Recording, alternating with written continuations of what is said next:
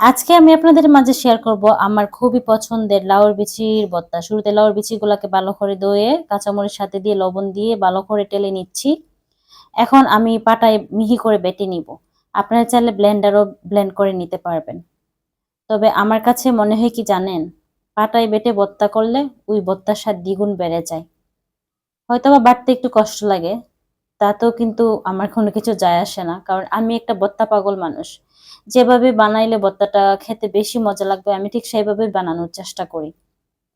শুরুতে আমি যেহেতু লবণ দিয়ে টেলে নিয়েছিলাম তাই অল্প পরিমাণে লবণ দিয়ে নিচ্ছি, কারণ আমার কাছে মনে হচ্ছে লবণটা একটু কম হয়েছে। সাথে দিয়ে নিয়েছি পেঁয়াজ কুচি, ধনিয়া পাতা কুচি। আমি সত্যি বলছি, আপনারা এই রেসিপিটা ফলো করে বাসায় একবার ট্রাই করে দেখবেন। যদি ভর্তাটা আগে না খেয়ে থাকেন এবার বানিয়ে খেয়ে দেখেন কতটুকু মজা হয়, তাহলে বানানোর পরে খাওয়ার পরে বলতে পারবেন, বিশ্বাস করেন।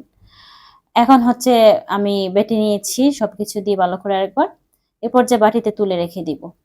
আমার ভিডিওতে বলা কথার মধ্যে যদি কোনো ভুল ত্রুটি থাকে তাহলে প্লিজ এগুলো আপনারা ক্ষমা সুন্দর দৃষ্টিতে দেখে নেবেন।